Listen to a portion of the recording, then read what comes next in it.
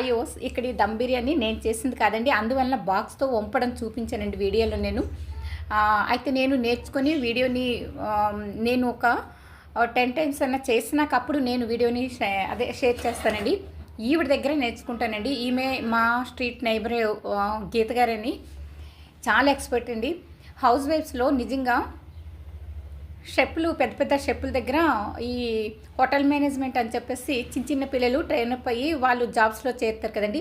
అలా కాకుండా హౌస్ వైఫ్లో ఇలా ఎక్స్పర్ట్స్ ఉంటారండి, చేయి తిరిగిన వారు వంటల్లో.